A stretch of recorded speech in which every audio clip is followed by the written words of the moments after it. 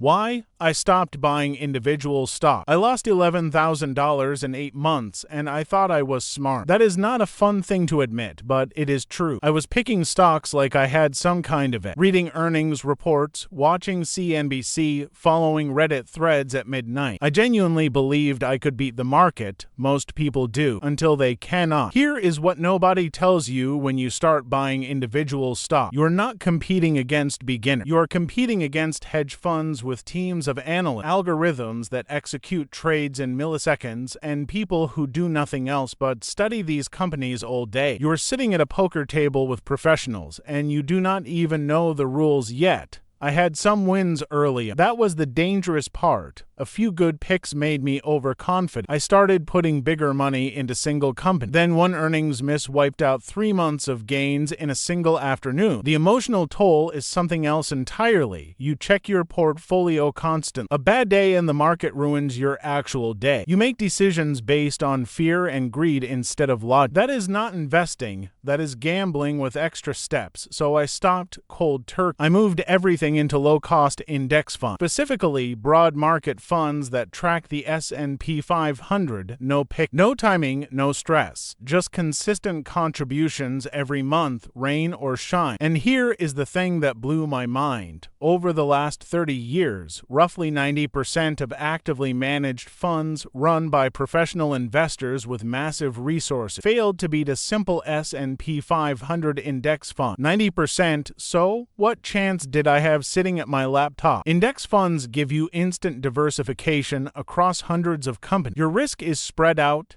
One company collapses, it barely moves your overall portfolio, and the fees are incredibly low, sometimes as little as 0.03% annual. Warren Buffett himself has said that for most everyday investors, a low-cost index fund is the single best investment they can make. If that guy is saying it, maybe it is worth listening. I'm not saying individual stocks are always wrong for everyone, but for me, the math, the stress, and the results all pointed in one direction. So ask yourself honestly, are you actually beating the market, or are you just keeping yourself busy?